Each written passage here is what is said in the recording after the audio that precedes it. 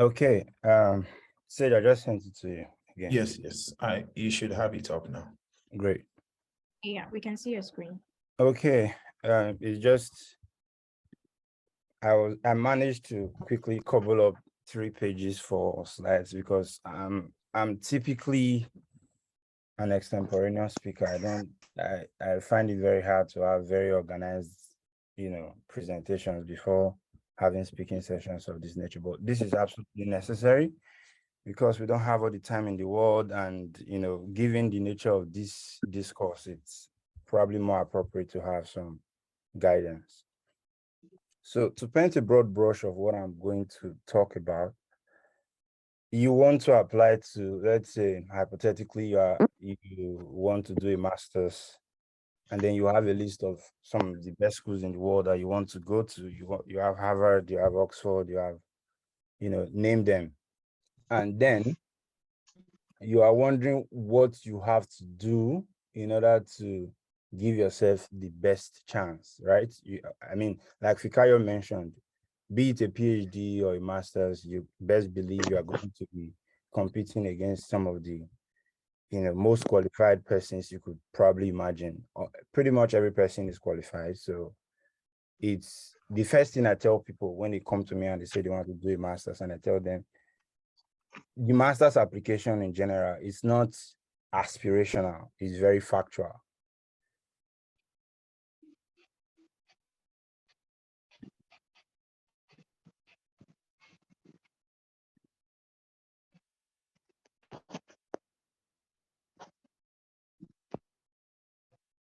Hi, Destiny, are you there? Can everyone hear me? Can someone just confirm that they can hear me? Yes, we hear you, Simi, but we can't hear Destiny. Yes. Can hear you. Yeah, let's just give him a few minutes. Yeah, it's probably a network issue. So graduate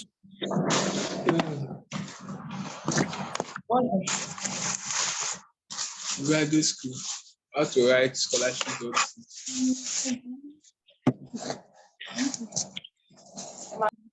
as well. Thank you. Yeah.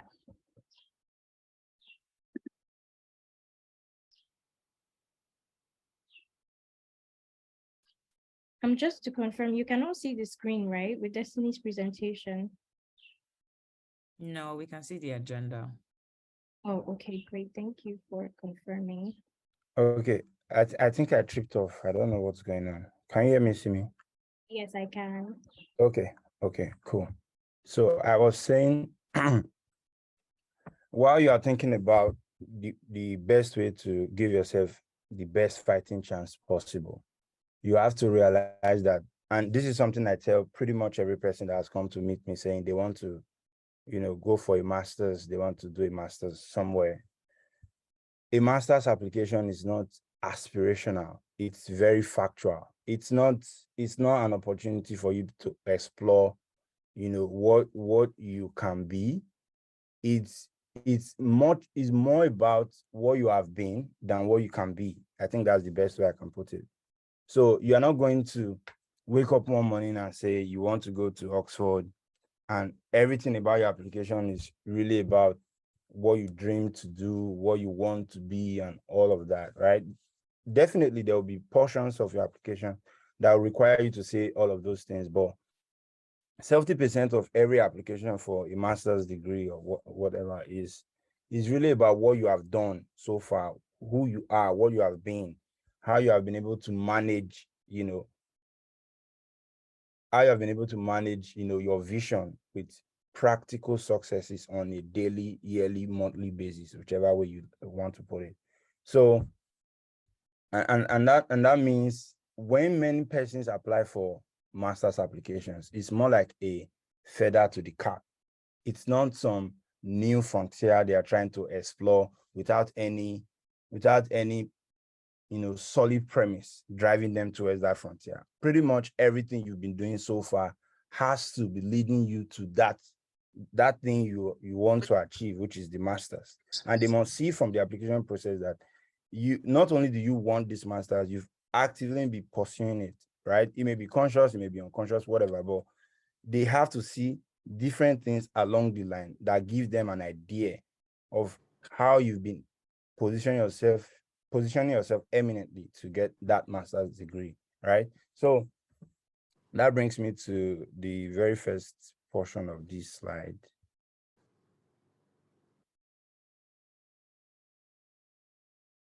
Sage, can you please? Yes, just give me 1 minute. Collect one from Shola. Okay. It's Yeah. only one we have. One from Shola, one from me. No, in short, this is the guy. You can mute your mic. Okay. Yeah. So first things first, you have to understand what your school requires in an application, and this is very important. It's so important because I tell you, except you want to maybe choose the randomest school in the world to maybe apply to and just use it as a means to leave Nigeria, or as Fikayo put it, to Jakba. Most of the schools, that have good reputes, they have a tradition. Whether it's for your master's or your PhD, they have a solid basis, for putting out these programs.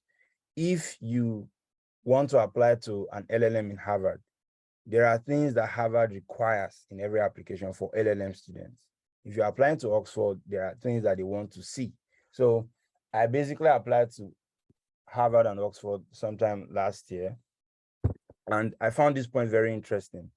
Harvard is, in terms of the application, they are a bit more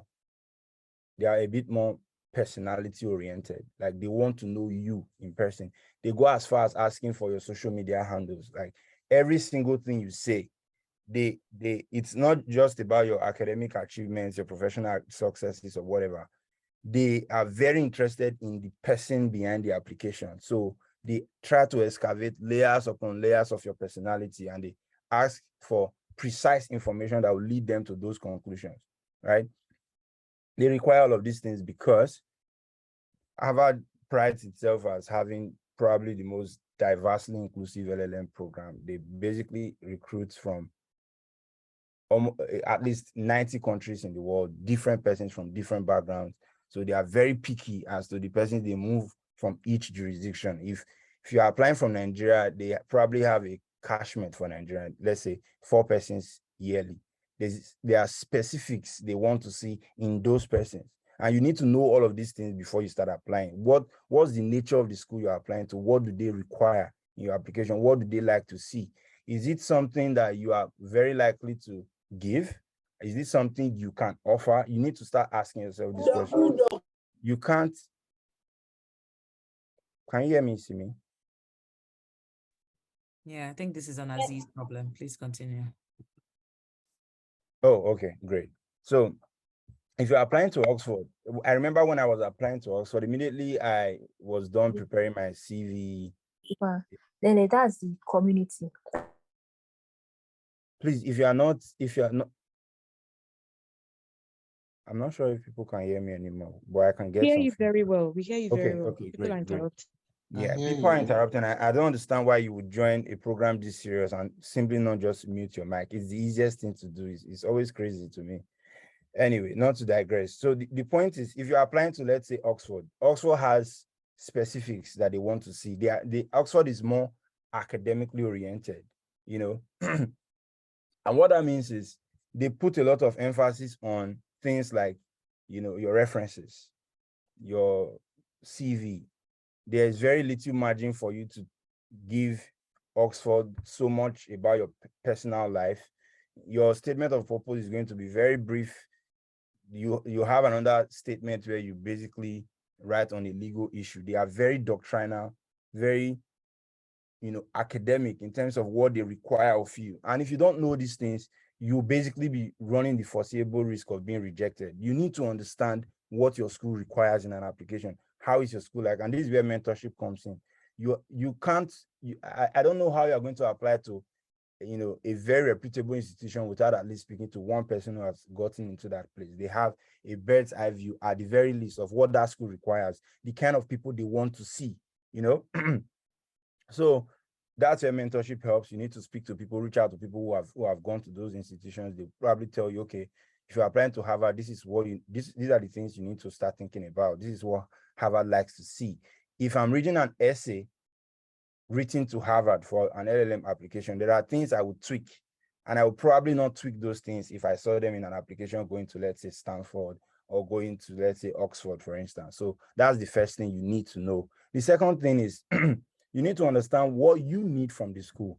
So when I was applying to Harvard, one of the recurrent conversations I kept having with my mentors, people who have applied to Harvard, who have gone to Harvard, is, the US is basically the seat of financial regulation in the world. You can't think of any country in the world that is more invested in financial regulation, in corporate law, in corporate finance.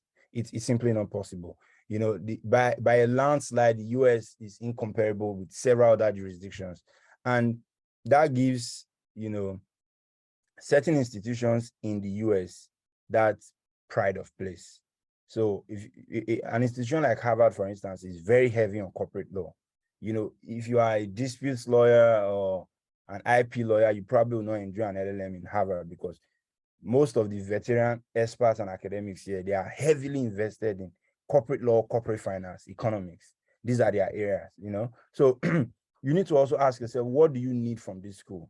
The school may be fancy in terms of the name, but they probably will not be providing you with what you need, right? So maybe you want to do an LLM in tech. You are better off in a Stanford or a Cornell, right? As juicy as the term Oxford or Harvard may seem, it's probably not the best place for you to be, because they simply would not give you what you need. And these are like the preliminary questions you need to ask. What do you need from this school? What do you think that they can give you? If you want it for just the name, well, you might be able to bamboozle some persons who don't really understand how these things work by simply having the name on your CV. But when push comes to shove, when you are going for an interview or you're applying for this job and you claim to have certain competencies, and then the schools from which you got those competencies seem to not match with what they would expect you to, or the institutions they would expect that you would have attended, it creates a bit of a snag. So you want to understand exactly what you need from the school that you are trying to apply to. And then the third is, you need to have a list of the requirements before you commence. So you go on the website, you have a list of everything that you need. Many schools are very deliberate in the way that they arrange these requirements, extremely deliberate. I'll give you a typical example. If you go to the Oxford website and you're applying for, I applied for a BCL in Oxford. If you're applying for a BCL, they will tell you the documents you need to submit. They will tell you the importance they attach to each of these documents.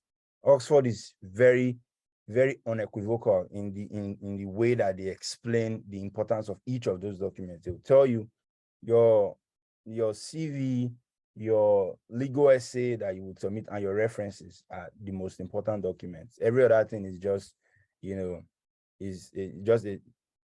basically to ice the cake, right? So your references, especially from academics, not from persons you worked with in the office, people you probably, fraternized with in a bar or something. They want to get references, preferably from persons who have taught you, people who are in the academic field, people who understand the academic rigor required to pursue, a BCL or a degree from Oxford, which unarguably would be one of the most challenging academic endeavors anybody could possibly be embark on. So that's how they clear it out for you. If you go to Harvard tells you, they put a lot of importance on your personal statement, because they want to know who this person is, right? And one of the reasons why it is very important to have a list of these requirements is that when you look at the list and you can honestly tell yourself, okay, I can meet 90% of these requirements easily, you start to see the application process as you doing the school a favor. The truth is, these institutions are looking for talent. It's like applying to a law firm.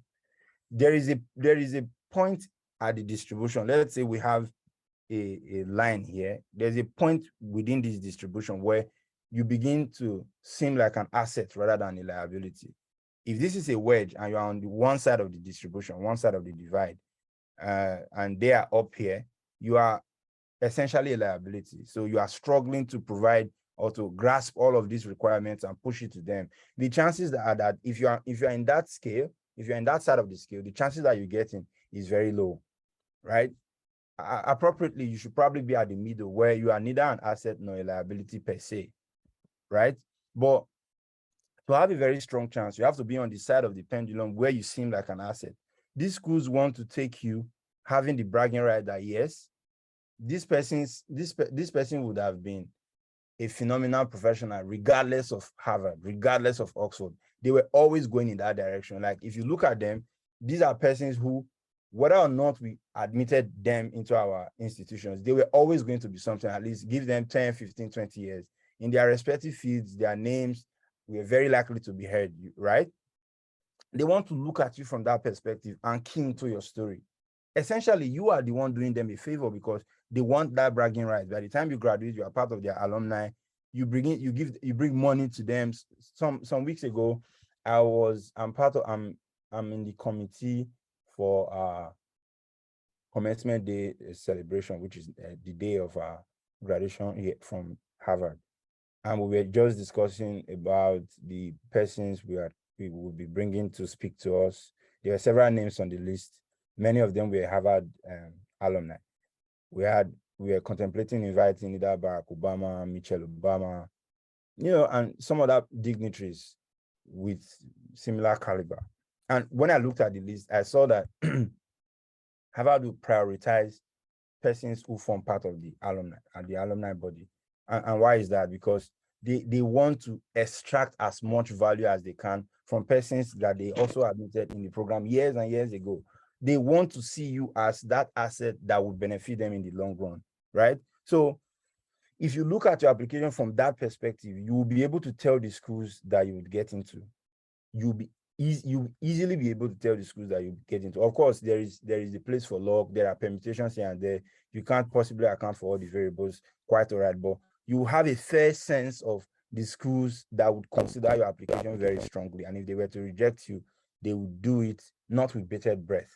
You understand? So that's why it's good to have a list so that you can look at it coherently. If you don't have a list, you are trying to just cobble up documents, call people, haphazardly, you are trying to put up an application, the chances are that you will miss out on, that opportunity to carefully x-ray the requirements and assess yourself introspectively, whether you can meet each of those requirements. Now, when you drop that list, separate the academic and the non-academic requirements. And when I say separate them now, I'm not necessarily saying write them in two different sheets of paper. I'm saying in the application process, one of the things I would consider to be remarkable when I was applying to Harvard and even Oxford was in pretty much all my documents, I was able to carefully and clearly separate my non-academic achievements and my academic achievements. It was very clear. In my CV, for instance, when it comes to work experiences, I don't just give you a long list of all my work experiences. I worked on this, I worked on that. I would break them down and tell you deals relating to energy, you see them. Deals relating to corporate finance, project finance, M&A. It was very, very clear. Now, the trick is you are giving them the opportunity to consider you as a very coordinated person. These are some of the tiny tricks that you pull when you are making an application. You ask yourself, how will 90% of the persons doing this same thing do it? And then think of the remaining 10% and try to put yourself in that 10%. Trust me, it always works. When I was applying, I would hold my list and say, okay, I have been able to prepare my CV. The next one is my personal statement. How would 90% of double first-class students working in the best law firms in their respective countries who have everything it takes to write a brilliant application, how would they do it? Now, I try to imagine the best possible form for at least 80-90% of the persons. And I think about what, a very tiny percentage would be. I think I have a different document on my screen. What's going on? Can you guys hear me? Hi, Destiny. Yes, we Who's hear you. sharing their screen? Whoever's sharing Sharing their screen is So screen. someone else is sharing their screen, so I wasn't sure. yeah, but Destiny, I do agree with you. Oxford is hella academic. Mhm. Because I was showing someone that applied to Harvard my application, they were like, "What is this?" Yeah.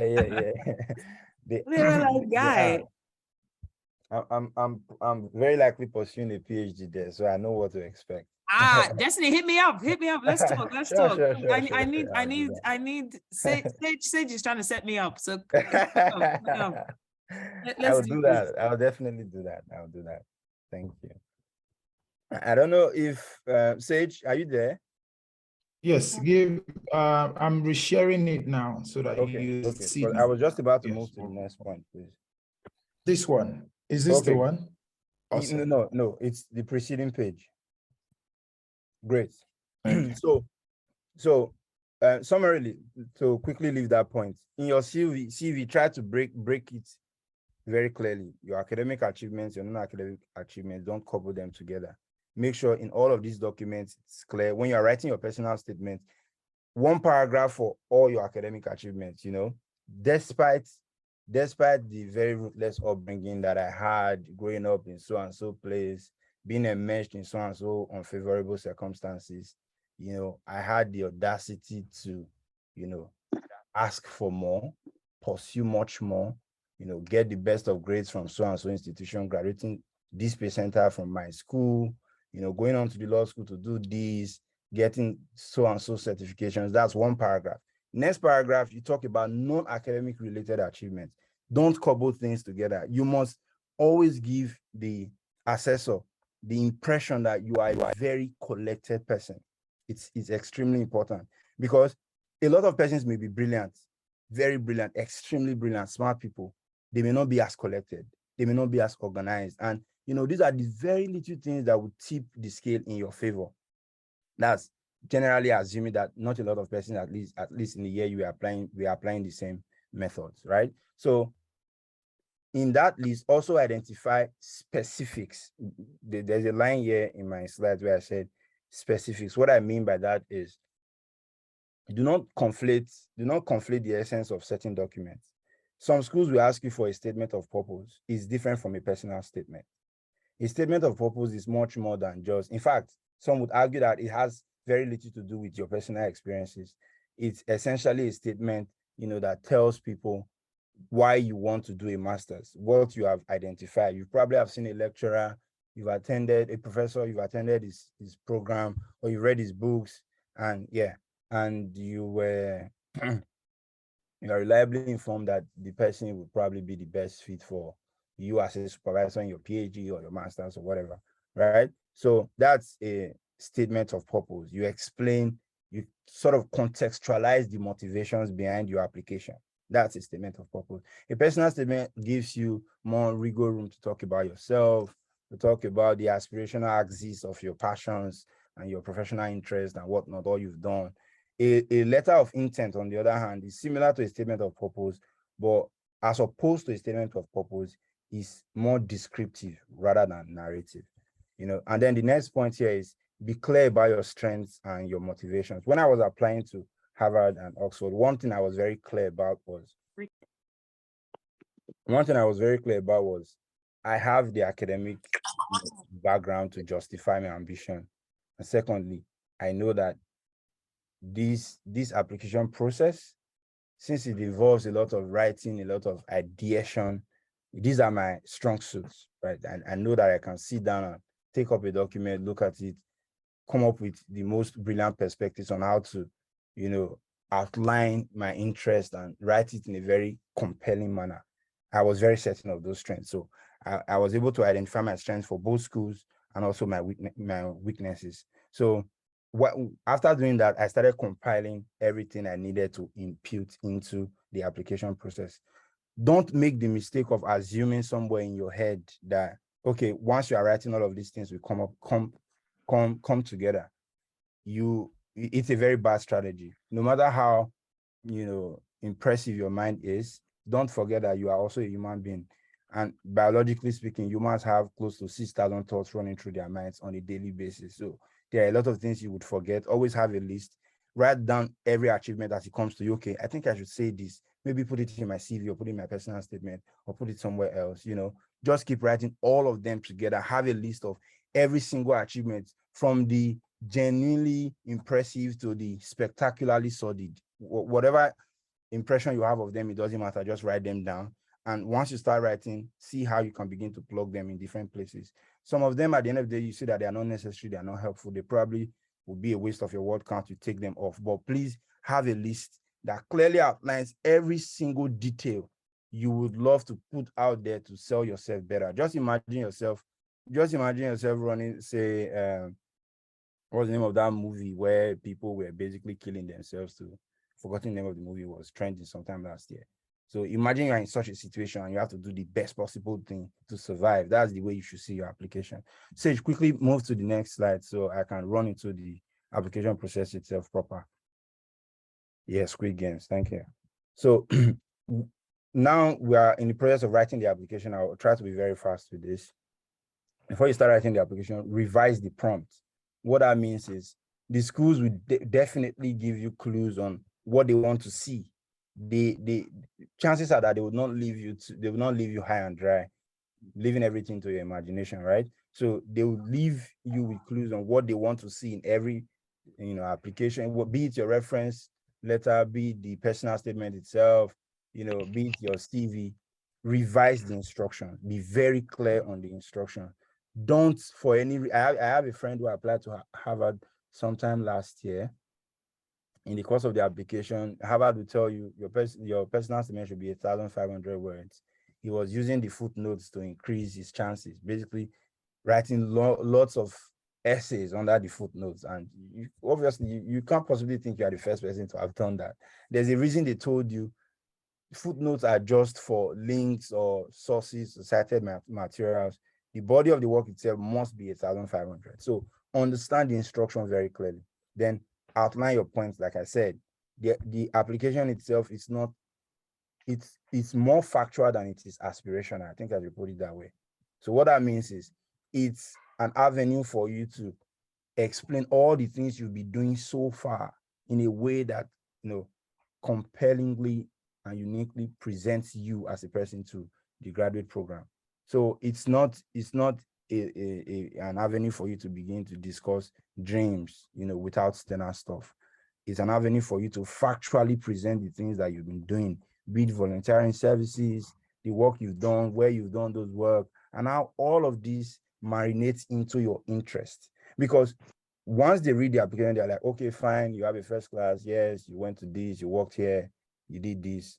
So why else? Why should we be interested? Why should we be interested in picking you over the other 5,000 persons who probably have the same experience, right? So everything you said so far must compellingly marinate into an interest you have in the school. So I'm doing corporate finance. I told Harvard, there's simply no better place to do corporate finance, than the US, generally speaking, because it is the heart of financial regulation, and Harvard, more precisely speaking, because they have arguably the most impressive collection of experts in the field, and because of their predominant US experience, it makes them eminently better than many other academics. You have to find a way to make them believe that, okay, first, what you have said right now is true, and it is also very compelling.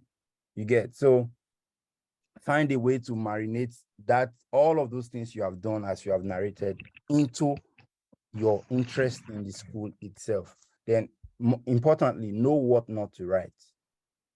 Schools are different. There is a reason Oxford tells you your statement of purpose should be 250 words. It's very scanty. They are not interested in your braggadocio. They are not interested in the pomp and pageantry of all your non-academic related achievements, right? You might characterize them as being a little bit, maybe typically English. Maybe that's the best way to put it, as compared to Americans who are probably probably more, liberal with things like this. Know the school you're applying to and know what not to write.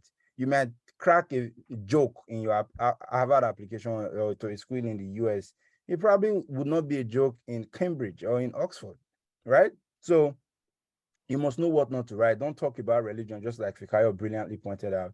Many persons are not interested in this. Or that, for instance, you are saying you grew up in a very shitty place in Lagos, let's say Mushin, and by the grace of God, you were able to, by the grace of God doesn't make sense, most likely to the person who is reading it. There has to be some factual premise for what you are about to talk about in the next paragraphs, not by the grace of God. By the grace of God does not really link what you want to achieve, what you have achieved, and where you come from. It should be obviously much more than the grace of God. And even if it is the grace of God, that's something you should probably keep in your back pocket, not something you should write in the application itself. So know what not to write. And another important point is don't be too doctrinal when you write. And this is very important because I know this place is sitting with lawyers and law students. One of the errors they taught us in school, as far as I'm concerned, is there is a way you write law that must be different from the way you write everything else. Well, that actually depends. Most of our lecturers did a poor job at trying to contextualize what they meant. What they really meant is, writing skills in general, whether you are writing law, you are writing a book, or you're writing a novel, or writing a fiction, a good writer is a good writer. The skills, if Chimamanda were to sit down, read Law of Thoughts and write a thoughts exam, she will write it brilliantly. Articulation is articulation. Clarity is clarity. There is no specific clarity for law, as opposed to everything else. So the danger of that very non-contextualized, oversimplified explanation that most lecturers gave to us is that when a lot of persons are writing, they try to write in some legal way, quote unquote. They try to be legal.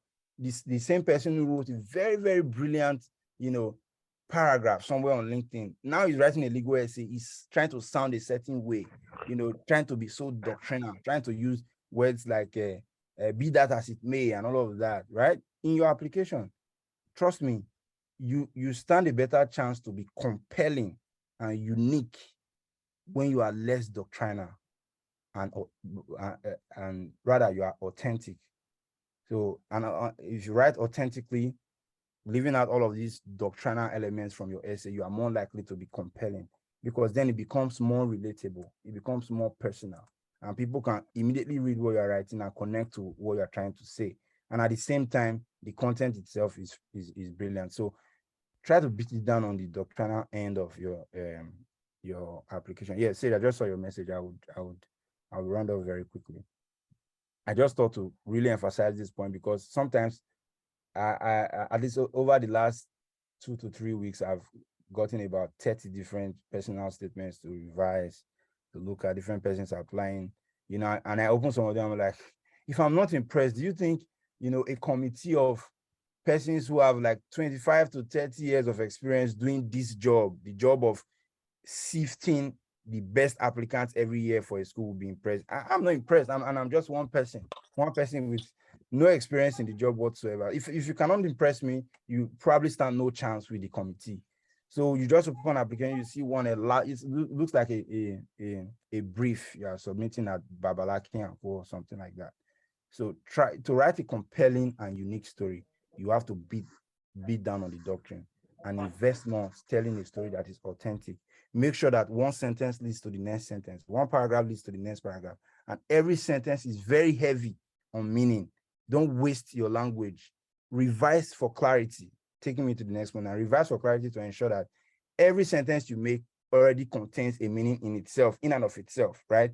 It's not redundant. It's not a sentence that you could easily take out of the entire body, and the body would still be very sufficient. Every insufficient redundant language, you take them out. Revise and revise until every single sentence carries a meaning in itself. Then every single sentence leads to the next sentence. And the best way to do this, make your sentences short in your applications. Don't write strings of sentences using 3 commas to separate, all of these complex sentences. Make your sentences very short.